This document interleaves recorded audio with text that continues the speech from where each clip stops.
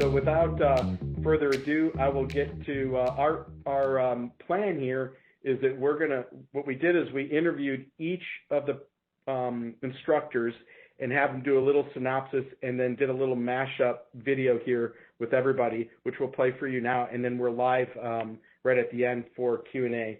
So as you see things during the presentation, please use the chat window, and here we go. I'll get it started right now. So I wanted to talk a little bit about trends for 2020 and how the pandemic affected the Florida economy and homeowners and home builders, and how technology has changed in that short amount of time and how we're using it. The first part I wanted to talk about is how people have moved to Florida in just droves. They've come from the big cities trying to get out of those close quarters, and it's created for us a building boom, both in the residential and the commercial construction. And because our governor has called us essential in both construction and also in smart home and connected home integrators, we were able to continue working. That was a real boom for our economy. It really led our economy to recover quickly. Certainly there are places where we haven't recovered yet, but certainly construction is leading the way. It has also, with the influx of all these people, it's inflated a little bit of housing prices. It's created a problem with affordable homes. It's a little less affordable for people who are here. It's increased a little bit of traffic and increased things like auto and home insurance. But it kept us going, didn't it? In a similar vein, we're talking more about how homeowners want that technology, whether it's an appliance or wellness things, shades, blinds, lighting, voice control. They want that all in when they move in. That's a national trend, and we're seeing people wanting lighting to be built in so that if it can affect their productivity and their health, things like air and water purification, and certainly the pandemic has increased the demand for that type of thing. Voice control or voice assistance, certainly people are using that more so that they don't have to touch every device, but they don't have to reach over and touch that shade every time they want to do that. Another trend that we're noticing is aging in place with smart home technology and the ability for people who aren't able to get up, or maybe they're not able to see, they're able to voice their commands so they can maybe increase the temperature with an automated thermostat. They can pull the shades down just by using a voice command. And also they're able to use distributed audio and video, whether I know people are just spending a lot more time at home, as you know. So they're maybe moving outside for their video chats or their meetings, so they want to make sure they have that distributed audio video for wherever they are. The last thing I want to mention regarding trends is the residential construction build to rent, meaning like a VRBO or Airbnb whole community. These places are built to be managed as a rental or short-term rental probably. And what that means for integrators and people in our industry and builders is that they are building in smart locks, smart garage doors, thermostats that are connected to an app so that not only the owner but also the people who are in the building can easily connect to that with something that they're familiar with, which is their phone. Cameras, security systems, even temperature sensors, smart boxes or boxes where you can get a delivery, drone landing pads, believe it or not, we're already there, and even Uber and Lyft pickup points are built in. That kind of thing is being thought of as part of that community. My top tech picks for 2021, things I couldn't live without now, are things like dimmers with sensors in my laundry room, bathroom, garage. I'm going to be putting them in more places this year, and that would be my top tech pick for you, whether it's an individual, meaning just a dimmer with a sensor that knows you're either occupying the space or the space is vacant, or you can get these connected to the rest of your home, where this is really cool, where you can program it so that it comes on certainly when you walk in the room, but maybe between 10 p.m. and 6 a.m., it only goes on 20% or something like that, so that when you walk into the bathroom or down the stairs, you're not waking up everybody in the family and that type of thing. For me, touchless garbage cans, I never had one before, but I definitely have one now. It would be great to have voice command for thermometer and even voice command for doors and touchless doors. Voice assist in everything. I'm all for it now. I'm trying to program it into every space of my home so that I have to touch less and clean less. And trends for 2021, I would say I'm predicting that people are going to start caring more about how they use energy, how they are backing up, are they producing energy, are they energy stable? And with the wildfires that we've seen and hurricanes and flooding in Texas, we have widespread need for stable energy, and our old grid isn't able to handle that. So we had talked about that a little bit, but the really important part about 2021 is it's our last year for that federal tax credit.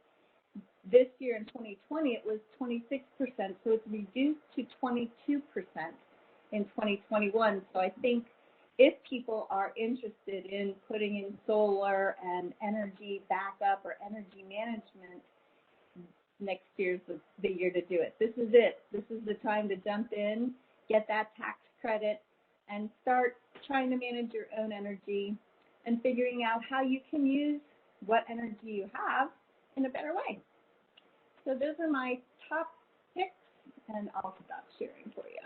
So, hey, I want to thank you for your predictions and observations, and thank you for all your contributions during Season 1 and Season 2. Thank you. Sending peace and joy to you guys for your holidays. Thanks for including us. Thanks, Jeff. Yeah, thanks for allowing me to participate. This series has been a lot of fun. As I've said many times on these calls, my passion is to help educate all the different trades that are involved so they really understand what it is that we offer. And just to clarify, my 2020 predictions are on tech because they're 2021, because after 2020, I don't think we can predict anything, right? So true.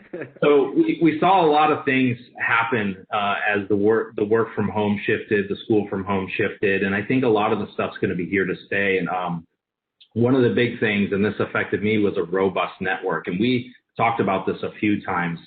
People always want to have great Wi-Fi, but they don't realize until there's a heavy demand on it, that it really requires enterprise-grade networking. I think that companies like yourselves, Jeff, are going to be working with, all these employees that are going to probably work from home permanently, and their company's IT departments aren't going to want to manage their network, and that's going to fall on you guys. So that enterprise-grade solution is important. But not only that, the ability to troubleshoot problems.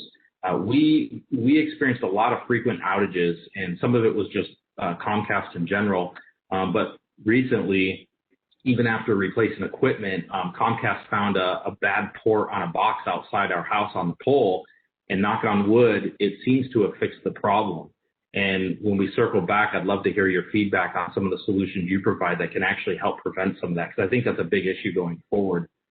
The other one, and we talked about this on some of our series, is power quality.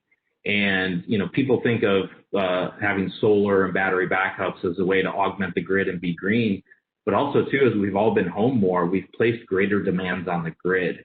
So, again, going forward, that, and of course, what you see in California, where they're actually shutting off the grid to prevent, fires from spreading, I think, again, is something we're going to continue. Home entertainment, years ago, this all started because of dedicated theaters, and over the last few years, we've seen dedicated theaters kind of changed them to multi-purpose rooms. But to me, we've seen a huge demand in having that dedicated entertainment theater space.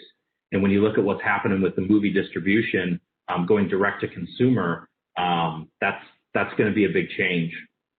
Another thing I see is outdoor entertainment. We personally have spent a fair amount of money upgrading things outdoors, not just technology, but things with our patio and whatnot. And so I think there's going to be a lot of people wanting to continue that investment, even though hopefully we're through this pandemic by early or mid 2021. I think we found a new appreciation for our outdoor space. And the other one is wellness. Wellness was kind of a growing category as we were entering this pandemic, but I think it's shed a new spotlight on it. Everything from air quality to water quality, to light quality and the technology that's there. And some of these systems can be standalone. And you and I met a few weeks ago, I think, and I did a demo of that air purification unit. Or you can have all-in-one systems. So I think that market's going to really grow and explode. And then lastly, touchless control. So again, I think even though my analogy to this is, I traveled a lot before 9/11, and after 9/11, we did all this prevention to prevent another terrorist attack, right? So air travel changed for the future. So I think all of us are going to probably want to prepare for another one of these events, even though hopefully it may never happen. So I think a lot of these technologies we're talking about not only are going to allow people to enjoy their life better and also seamlessly work from home, it's going to prepare them for something that might come in the future. It's been very enlightening and definitely echoes what I have been thinking and experiencing during this entire period. And let's wrap it up here and move on to our next guest speaker. Thank you very much, Jason. All right. Thanks, guys. Oh, thank you, Jeff. Well, 2020 has been both a memorable and forgettable year all rolled into one, for sure. I think that what we've learned is, in March, about March 15th, middle of March, when the president announced the pandemic, and no one was certain where this was all going to go. Certainly our business flattened out like everyone else's. I mean, there was a period of about 45 days where nobody wanted to talk business at all. We were all trying to figure out where to get toilet paper and hand sanitizer. And but what happened is, obviously, I think once things calmed down a little bit and the consumers out there realized that this might be a long play, we saw a resurgence in, at least with our product, like we hadn't seen before. It was really uplifting for us, because what we realized is that everybody, the home became what? Your classroom, your daycare, your office. Okay, we were multitasking with the whole family out of the house, and so this outdoor space, this enhancement of your outdoor space, became kind of a premium thing for people to look at. So we started getting calls for people really curious about the StruXure product and how we could, give them that additional 200, 300, 400, 500 square feet of space from the residential perspective. And I believe also a number of people looked at, hey, listen, I might not be vacationing this year. I might not be vacationing for the next couple of years. So, that old term that's cycles about every decade called staycation, it started to pop up again. And we noticed that people were looking to take their vacation resources and see if they could build this resort style kind of backyard that would enable them to get out of the house, get fresh air, and be able to use that space on a more frequent basis. In some cases, maybe to get away from the kids, right? Or to get away from their spouse. I don't know, but to give them that additional boundary that they could go out and enjoy. Commercially, to take the other side of it, the restaurant industry has been just crippled, and they're enabled to be seated in some parts of the country. In some parts of the country, they've reduced seating to 25%. In some parts of the country, they're back to takeout again. So, again, patrons who went to restaurants are more comfortable sitting outdoors during this COVID period, simply because they feel like they're a little safer out there. But again, that outdoor space has to be comfortable. And so we started getting calls from restaurants around the country who, you know, how quickly can you get out here and build us some additional outdoor seating coverage so that we can protect our customers in any weather condition and get that additional seating that we're missing due to the restrictions. If you're, you know, we had a restaurant down in Miami that contacted us, and they literally couldn't open their doors unless they could create additional seating outdoors. So, you know, we've been a little flexible with our schedule to realize that some of these people, it's life and death for their business, and we've kind of moved them to the front of the line to be able to help facilitate the continuance of their business. Residentially, is there any product direction or evolution that you see happening that would be addressing this, you know, this change that we've been seeing, or this migration to the staycation concept? Well, I think with regard to your question, I think the only prohibiting factor for certain people is whether or not they have the ability to, due to their the amount of space they have out there. Does it meet all of the zoning requirements to be able to do it? And the other one is obviously affordability. StruXure's been working behind the scenes over the last year. We're going to be rolling out a new product in 2021 called Cabana X. And, you know, the mindset behind it is we really wanted to find a product that could be a little more affordable. This is going to be rolled out as more of like a piece of furniture where it can be assembled, much like an umbrella, if you will, and taken down in high wind conditions. If someone wanted to make it permanent in terms of, you know, creating some footings and things of that nature, they can do that. But really our intention was to find the ability to, you know, to kind of hit that $7,000 to $10,000 price point for people who wanted a 10 by 10 space they could call their own. And we're going to fill that niche. And time will tell how the market responds to it. We think they're going to respond to it favorably. And that's not taking anything away from our you know, our primary product, which is our Pergola X, but it's a more permanent, customizable product that you can integrate all kinds of things into, and you're very familiar with it because you own it. You're an owner of the product. But no, I think that we'll see trends continuing to grow strong, both on commercial and residential side for enhancement of outdoor space. Great. Thank you, Jeff. Thanks so much for the introduction. Great to be here. And wow, 2020, what a year, right? A lot of surprises, a lot of things we might not have expected, but it certainly gave us a lot of insight to the shifting market, one of which is our dependence on power is more important now than ever, right? Folks are home more than they have ever been, and they are relying on the quality of the power in the home, the reliability of the power in the home, even access to power in their home to carry on their work, right? A lot of us are working from home. We're also homeschooling our children. We're also using power in our homes to stay connected to our friends and our family, right? How many of us have had a Zoom Thanksgiving? So now more than ever, the ability to be able to reliably, consistently have access to quality power in the home is really important. And so what this year has shown us is that energy storage is a critical and important piece of being able to make sure that no matter what happens in your local area, if it's a power outage or a transformer blew or it just is a really poor power quality day, your homeowners are always going to have access to power at this point, which is a very basic need and necessity for the way we're living our lives every day. So I think that this year has really shed a lot of light to the fact that we are so dependent on the need and access country. The fact that we are all home now, and the fact that we are seeing things happen in places like California, you mentioned the forest fires, there's power shutdowns, that's raising a lot more awareness, and it's really making people hyper aware and sensitive to the fact that they don't want to be next, right? They want to make sure that their families are always powered and protected.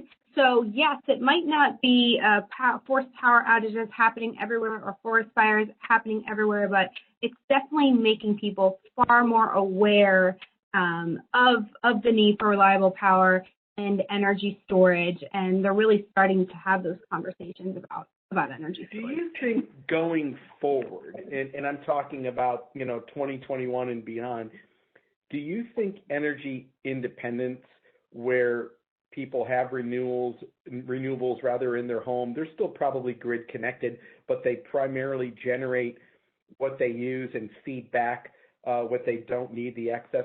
Is that going to be a reality, or is that like 50 years out there? How do you see that?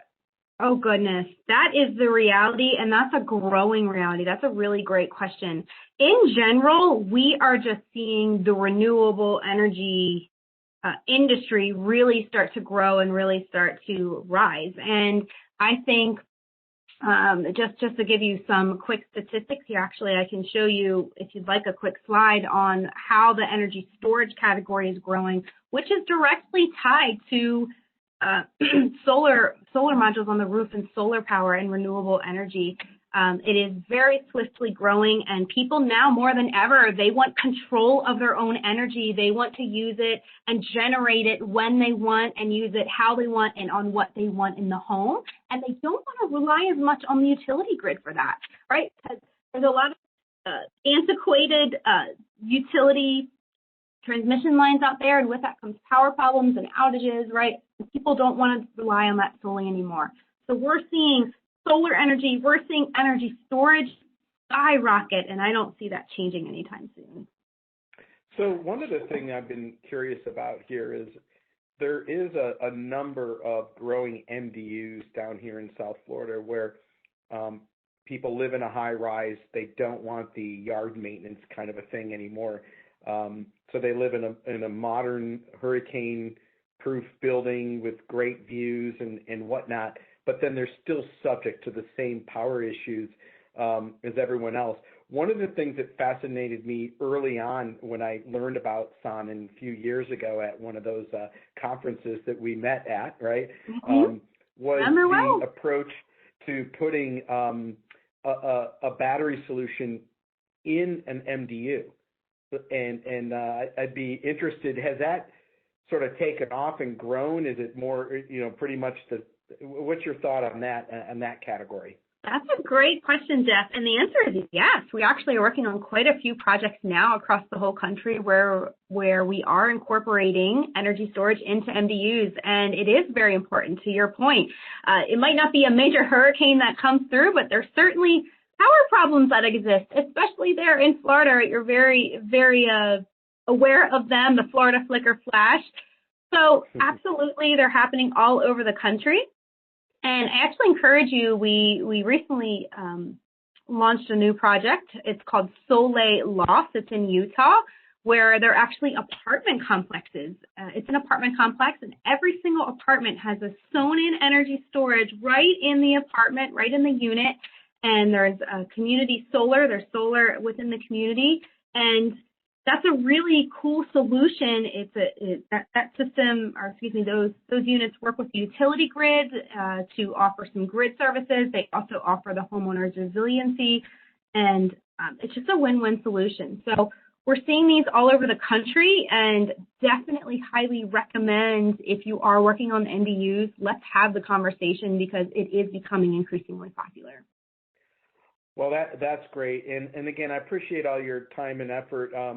I've been watching this category closely for years. All right. Well, I thank you very much for your time and for your contribution to our season 2. And I look forward to a prosperous 2021. Be well. Thank you. Thank you so much, Jeff. Appreciate your time. Well, thanks for having me, Jeff. And it was a pleasure to give that presentation. It was sort of hot off the presses. So I was sort of learning it along with you guys. As far as 2020 goes, of course, we all know how it started out, but there were a lot of things in play from manufacturers that were going to happen anyway, maybe in a slower way. They were still developing new products. And of course, some of them suddenly became a lot more interesting now that people are spending more time home and actually found that maybe they should be. And so my guys, they're very busy doing those, make me safer, make my experience at home better, jobs, and large and small. So what I saw in 2020 was a lot of the really big projects slowed down, but the personal one-on-one, get my house networking working better, everybody's on all the time, we all have to have a good experience. Hey, my audio's 15 years old, maybe we can upgrade that. My video, hey, let's look at that. So all those things are happening, and of course here we have the ability to be outside a lot of the time. Making those experiences better, has been top of mind and has been where most of our examples of what our guys are doing.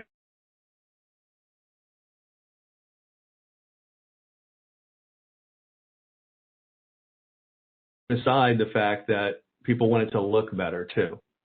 So if they've got to stare at it all day long, maybe I don't want that floor standing thing. Maybe I want something in the wall, or maybe I want it to not see it at all. If I'm outside, maybe I want something that, is ground level and hides in the bushes but still makes great sound. So, those kind of things have become very popular, and I'm seeing people spend a little more effort and to seek out better solutions than maybe I did before. I'm the TrueFig rep and distributor. Suddenly architects and interior designers are showing that to clients who now are like saying, yes, I only have to do it once. Let's make it look good.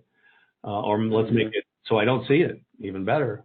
So that was the heart of the presentation. Something that did come along even while that presentation was being made was a reinvention of the invisible speaker.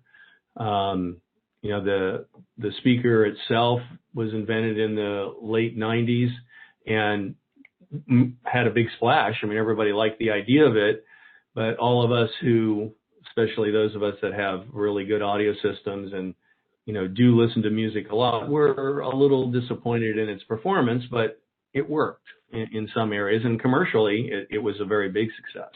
You'll see it or not see it in a lot of high-end commercial, jewelry and like Nordstrom's and places like that, use them.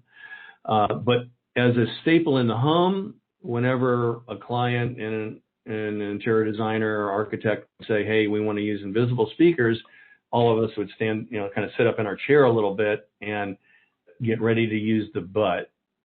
It's only going to do this, it's only going to do that. We need to use it in certain areas, but not everywhere.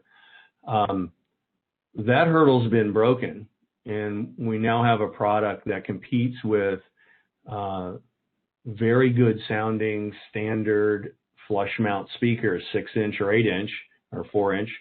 And so now, our, key phrase, how do you want your sound to look, can now really be implemented. You want it, are you okay with a small opening in the ceiling with a grill you can paint and it's, very small? Great. That puts you in a certain price class and performance class. If you don't want to see it at all, we have that solution too.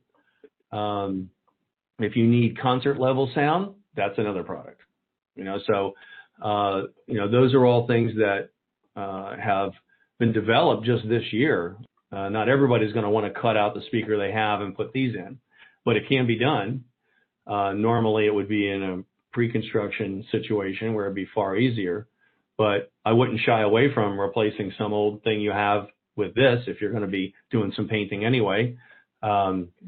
Makes for a great new feel for the room. Eliminate the look of a speaker and still have one. Yeah, for sure. And what do you see going forward to 2021? Well, I think the number one thing I see is that a lot of this is not going to change. I see it in other industries People are going to, sure, once we're all allowed to go out, we're gonna double tap that probably. But I think we've gotten used to being able to do a lot of things indoors or at our home office. I think in the industry itself, I think we're going to see more and more of the technologies that you've been showcasing for the last year, which are, circadian rhythm, lighting, better experiences in control and usage of product, and all of those kind of things are going to take a bigger place. A lot of people have kind of pushed those to the side and just went for the core value of what they're trying to do. I think they've expanded their learning of what actually makes an experience. That an experience is, has many facets. And if you have one that runs itself through the house and understands how you live, those technologies are going to take I think, first place in what grows in 2021. Gotcha. Well, thank you very much for your time. Yeah, so in 2021, we definitely expect, these trends to continue, but more and more people are spending time in their homes, and even in my own home, for example, being able to utilize technology to enjoy that time that you spend in your home has been a trend that I think will definitely continue into the future. And with the Crestron Home platform that we've been able to develop, this is something that we've really put a lot of dedication into to allow clients to be able to do a full Crestron integrated system without the need for a custom programming. So it makes that technology much more accessible to more people because, frankly, it doesn't require a custom programmer. People can configure these systems on their own. Even clients can make adjustments. So this is something where we actually currently have the largest dedicated engineering team at all of Crestron, and we come out with over 3,500 products. So this is a big statement to have the biggest engineering team there. And we're just constantly testing this and making sure that it's perfect for clients' homes. And what we've been able to do is really deliver a new redesigned user experience. And it's something that I mentioned, even a client can make some customizations. It's much easier to configure and deploy. It's both for new build, new construction, and also for remodels and renovations because it works with a lot of wireless products, which is a huge thing that our clients are asking for this year and a trend that will continue into 2021. They want to add more technology into their spaces to be able to enjoy things like music, lighting control, HVAC control, etc. And you'll see the QR code right here on the screen. You can actually go ahead and take a picture of that, and it will take you to a landing page to be able to download a free demo of Crestron Home so you can actually experience it right in your own hand. This is something that's available for iPhones and for iPads and then also for Androids as well. And we have some fully native applications built in. We've got a native integration with Sonos, which is built right into this. We also have a native integration with Delos, which is a wellness software. That's something that is becoming even more prevalent into 2021 is the topic of wellness in the home. And the great thing is you get all the capabilities of being able to have the client make adjustments themselves, but you still have the enhanced security of Crestron. So this is an enterprise-grade solution. It's not going to be something that can be hacked. It's not a DIY-style product. It's still very, very secure. And as I mentioned about that virtual world and everyone having to work and live from home, home conferencing has been a huge trend that's picked up that we expect to see continuing into 2021. So why is this even a topic, and why is Crestron doing this? Well, Crestron is already manufacturing and integrating all the technology in the home. That's the lighting, the shades, the thermostats, locks, alarms, entertainment, even the pool and spa. And now that everyone is working and learning and socializing from home, it was very seamless for us to add home conferencing and to leverage our experience in enterprise and universal unified communications to really bring a professional quality conferencing system into the home. And what do I mean by that? Well, we have solutions that we were able to very quickly bring to market and that are continuing to grow and expand that really can handle any of the applications that your clients might need in their home.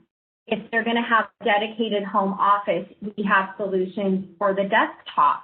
It's all about being able to interact and have a home conferencing experience with a natural ease without having to have the complications of being tied to your laptop or tied to your mobile device, integrating different types of solutions. We also have some that can be at the existing TV that you have in your home, really any TV in the whole home. And that can turn into a great learn from home environment as well. If people have kids and their kids are at home and going to school there, as well as, you know, the adults working. It's great to be able to utilize other rooms in the home to have a learning space. And then Zoom has been a platform that has been the most popular that we've seen and our clients have requested. And so we have a new device called Crestron Home Time, which allows a client to naturally experience connecting to Zoom without the need for a laptop or a mobile device. And again, being able to utilize any display in the home and control that with a Crestron remote. So it just really makes it much more simple and easy and allows a client to have that not only work, learn, but also entertainment and family time in this virtual world in a very natural, simple way. Thank you for your participation and your professionalism in this season too. Thank you very much. Thank you so much, Jeff. So happy to be a part of this. Thank you. Thank you, Jeff, and thank you for having me again. And yes, I mean, I think this is one of the key topics. I think throughout the whole past season, we talked about how collaboration is crucial. It's a crucial component in the success of every project. You know, like for instance, the image we're looking right now, we talked about home automation. We talked about lighting and current control. We talk about the different aspects of a home theater and designing a home theater, and that nails aesthetics and also the technical aspect of it.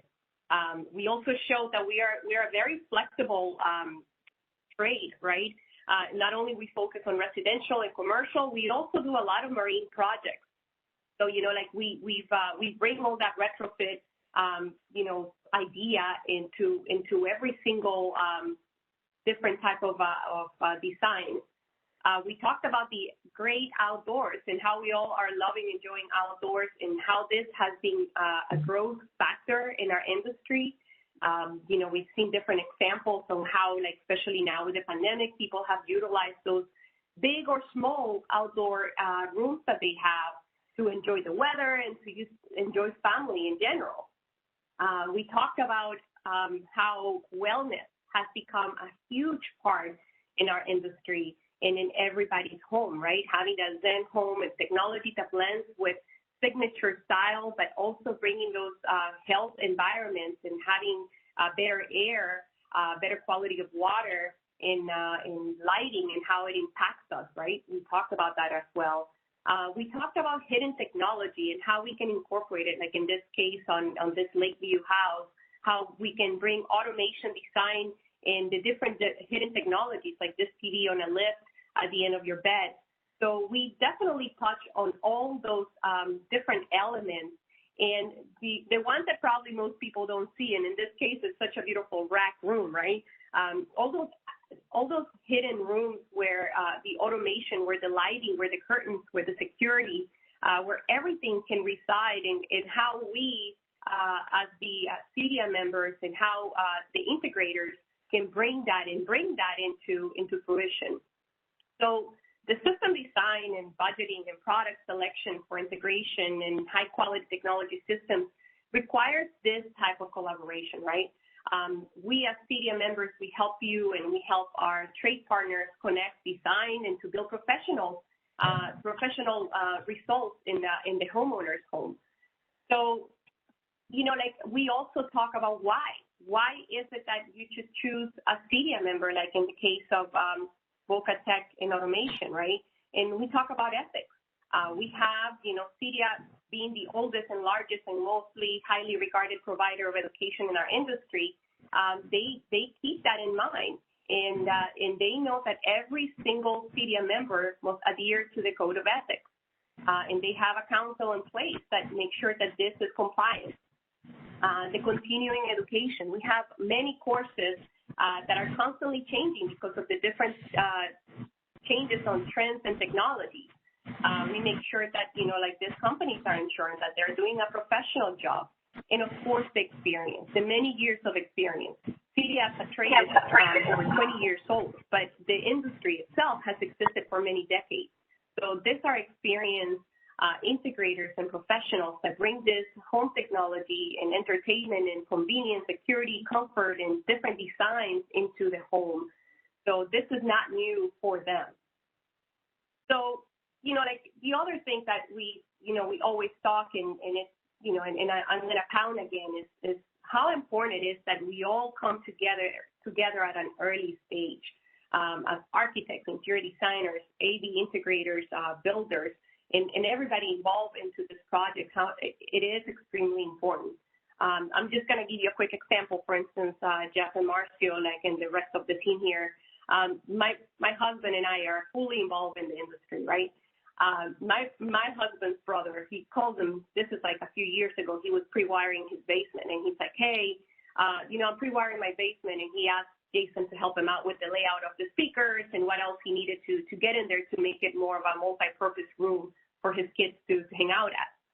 And, Jason is like, okay, so what is it that you're looking for besides the hanging out? Is it a movie theater that you want to put in there? And, so all this, and he just kept on saying, I just want audio, and he kept on dismissing all the different options that he could have had. And then he bought a TV himself, and then he realized that, his wife wanted surround system. She didn't want to just hear the sound bar on the TV. She wanted the sound to be in that room. The Geek Squad, because he hires the Geek Squad, shows up. And once they're ready to install this, they're they're already saying and questioning, okay, so what is it that you truly want? And then, of course, everything that he had already prearranged with the Geek Squad was not done. It had to be redone all over again. So this is a great example, and this happens in our family, right? That it should have been a better planning for this hiding devices, because everybody has a take on it. Like in this case, his wife wanted the surround system, and then of course the kids want to be able to play the different video games and feel immersed into it, and that was not discussed. So pre-planning, again, is extremely important, because this is where we know that all this documentation and all the construction is needed, and all the processes used by the professionals in the project planning, it's vital. We need to know, if we need to plan for the different considerations, such as space, framing, electrical, ventilation requirements. So that pre-planning is important. Scalability is also another thing. Most of our clients they're probably not asking about the technology, but they will. At one point, they will ask for this technology, and we need to make sure that all the houses are prepped for this. And then, of course, having that professional, in the case of our interior designers, architects, and builder community, that they can know that they can rely on us as professionals for learning the different, the different trends, the different technologies, and being on top of it. All right. Well, thank you very much for participating in our wrap-up, and we look forward to an exciting 2021. Me too. Thank you for having me over, guys. Thank you. Well, so that's the end of our prepared presentation wrap up from all of the folks that you see on the screen right now. So I'd like to open it up to a live Q&A now. I've prepared some talking points here, so to spur the conversations. Jason, you're still on, right? Yeah, I'm here. Okay.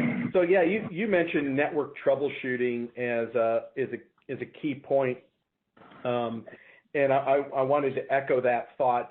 We've probably had more calls, service calls, and this would be remote service for these strange issues where one device in a house or one area in a house or whatever is glitching and another part of the house isn't.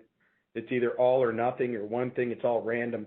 So the thought of putting business class or enterprise class networks in a residence is absolutely necessary if you want to have some way of finding these gremlins.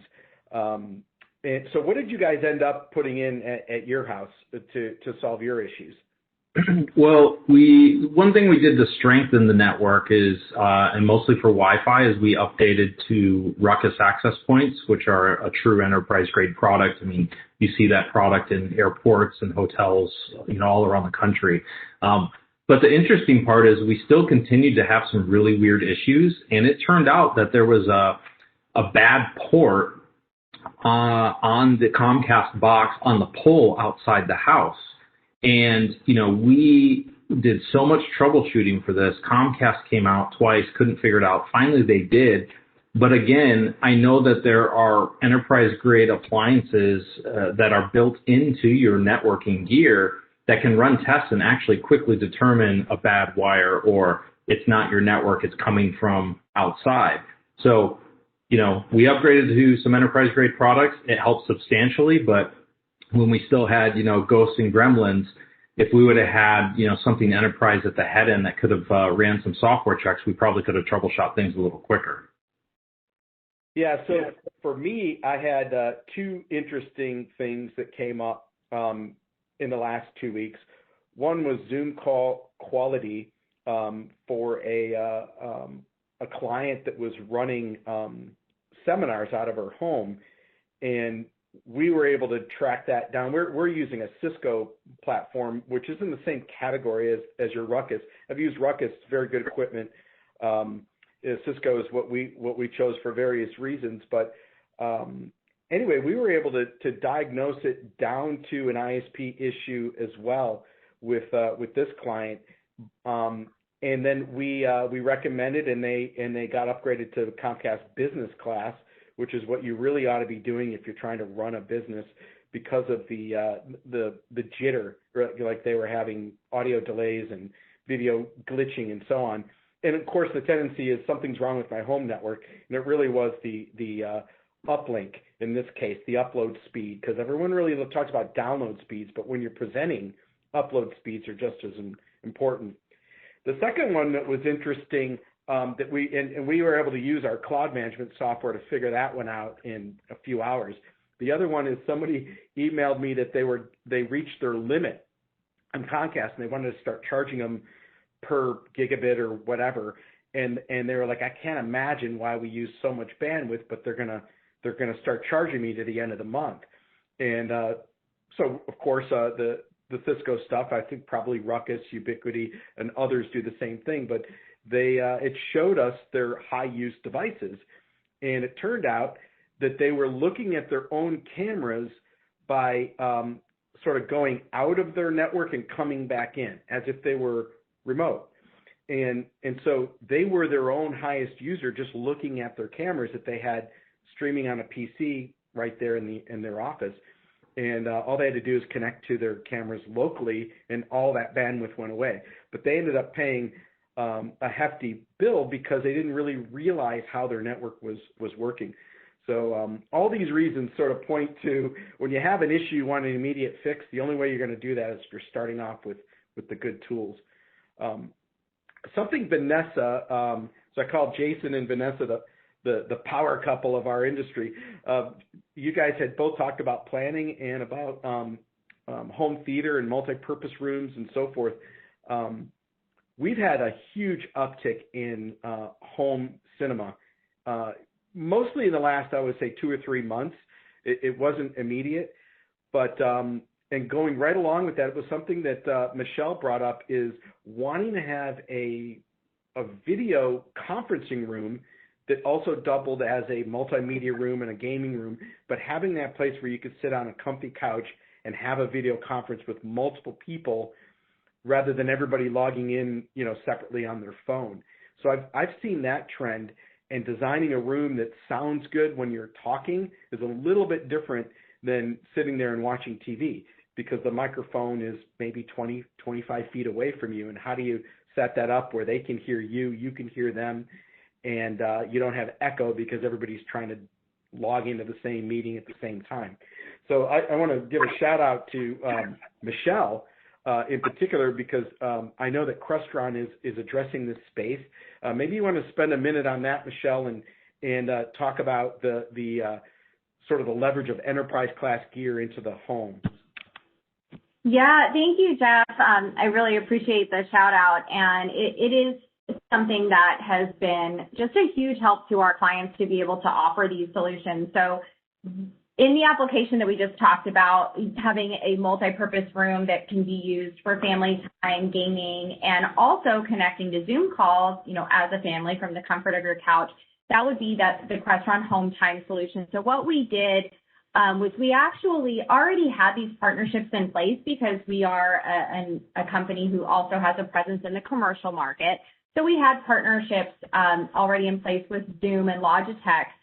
So we were able to create our home conferencing device, which utilizes our Crestron UC engine, which allows someone to be able to actually connect to a Zoom call through the use of a handheld remote versus having to get out a laptop or a mobile device and using that camera. So with the handheld remote, you can actually, push a button or even give a verbal command to the system. And that's not only going to activate the Crestron Home Time, so it's going to activate the camera, the speakers as well, so you get a nice experience with, being able to speak regularly without having to yell at it, because you're going to be a distance away, of course. And the camera has great, pan tilt zoom capabilities to be able to really have, a huge room and get to see the whole thing. And then you have, of course, the integration with the rest of the technology in the space. So that can cause the lights to go to the perfect level. It can automatically turn off the music. So when you've got a great solution with this home time, but then when integrated with the rest of the technology in the home, it just creates such a great experience for clients. So it's been... Yeah, I couldn't agree more. I mean, businesses had conference room video conferencing for years, and huddle rooms, as they call them, the smaller meeting rooms. And, wanting that in the comfort of your own home now is not far-fetched, whether it's for family meetings or business or a combination of both. The other thing I wanted to point out was the big push on Crestron Home.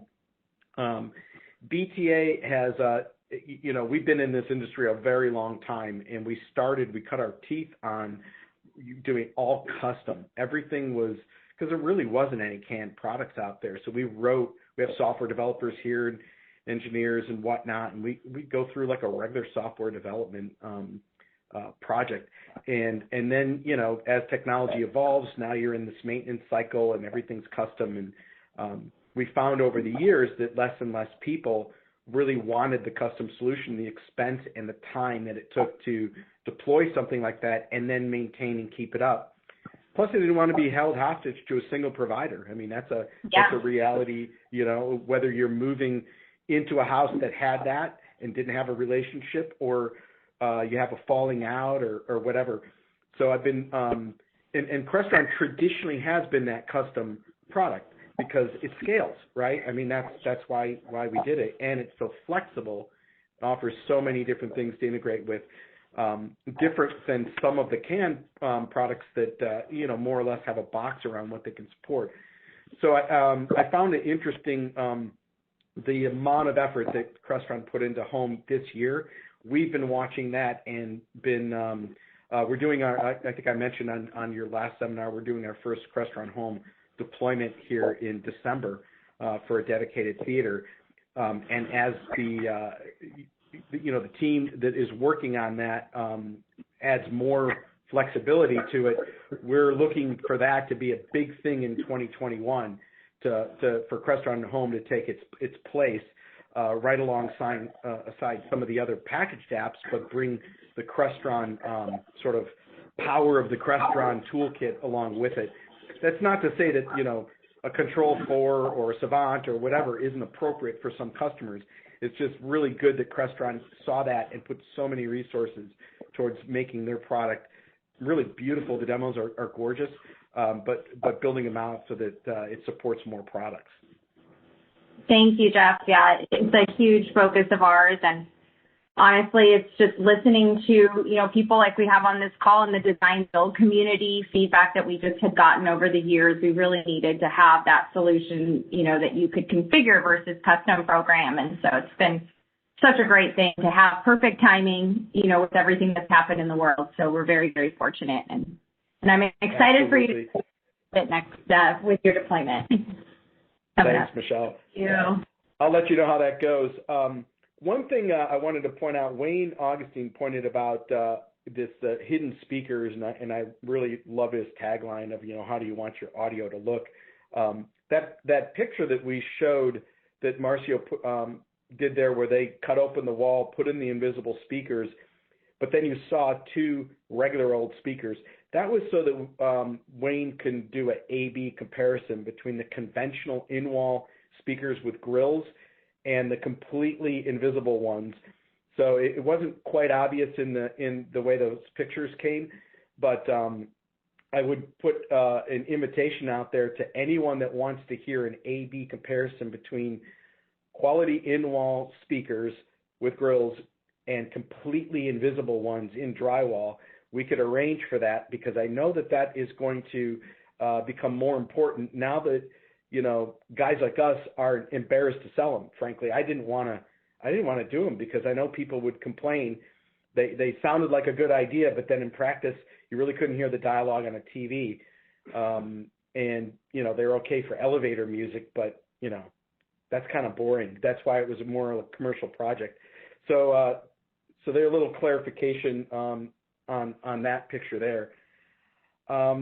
Let's see, there was, Vanessa, you talked about planning a lot, and I've come into that so many times. We're mostly in the retrofit world this past year, and planning is kind of one of those things when you open it up, you want to open up a wall or do something, you want to get done quickly and put it back, and it seems like, I don't know, that a lot of people we come up to, they don't have time to do it right the first time, but they do have time to do it twice, which is kind of one of my little catchphrases.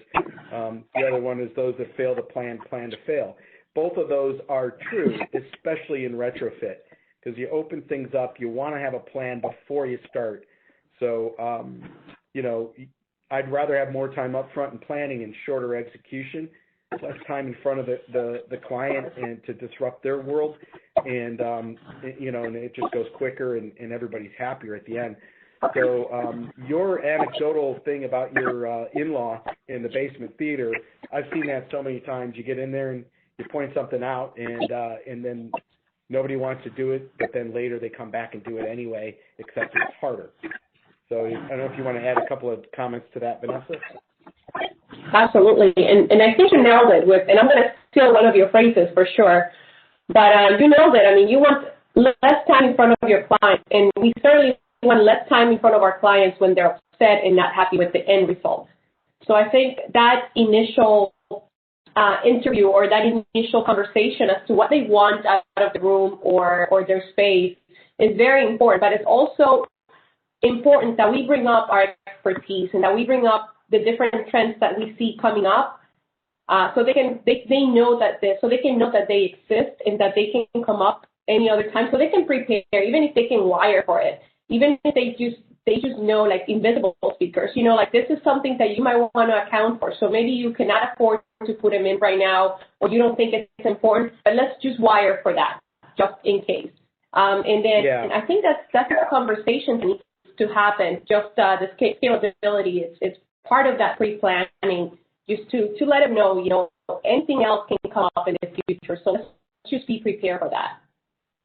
One last thought on that planning thing is I think there's a tendency that everybody thinks wireless is going to be the savior, so we don't have to do anything because it's all going to be wireless. We'll have wireless speakers, we'll have wireless, Wi-Fi, we'll have wireless this, wireless that. And in reality, we all know that, power is not wireless yet. So if you have wireless speakers, you still got to plug them in. They have audio delays and lags. We've seen connections where they work one day and then the next day, for whatever reason, they don't connect properly. The only surefire way, and by the way, it's cheaper and faster, is hardwire. We put fiber into every retrofit and every new home. So I wouldn't go light on the wiring because you think wireless is going to, save the world. Because at the end of the day, we all want reliability, and we don't want to have to keep changing things when you introduce a new wireless thing into your environment, and it takes something that was working perfectly before and makes it become intermittent. So there's only so much bandwidth there. So that's my that's mine on pre-planning and using hardware. Absolutely. Then one other thing I wanted to mention, so with Deb G, who's on here, Deb recently showed us some new keypads, very retro looking, sort of gone full circle back like the whole bell-bottom straight leg thing, but this time with keypads where they look like old school round push buttons. That was the Alyssa, is that right, Deb? They're called Elise, but yeah, it's pretty close, and they are kind of cool. They're all brass. Even the painted ones are solid brass, just less than 3 millimeters from the wall. So the retro look is kind of fun, where you have even the buttons are brass, but they're LED lit behind the buttons, and when you push it, it indicates that you pushed it. So they are pretty cool looking. I can certainly connect you to lutron.com/Elise for any information. Also, I'm doing next week an Elise Roadshow. I'm one of only like 3 or 4 people who have the full demo kit ready to go, so I can come show people who are interested. But yeah, they are kind of a fun designers actually designed them. So they're all rounded corners and beautiful fingerprint resistant metals. And pretty cool. Yeah, they are cool. They look like buttons that were in one of our first homes when we were first married. So it pretty much resonated with me. I thought they were really cool. I might actually put them in our own dedicated theater at home because I just think it's so unique. I don't know that I would do it in every room in the house, but taking a special room like that and doing something unique, I think it would be fun. It would be great. At any rate, we're about 5 minutes after 12, so I won't keep everybody. I'd like to thank everyone for joining us this year and for making this a successful season 1 and season 2. And happy holidays to everyone, and we look forward to a prosperous 2021. Thank you, and we'll be signing off from here. Take care, everybody. Thanks so much.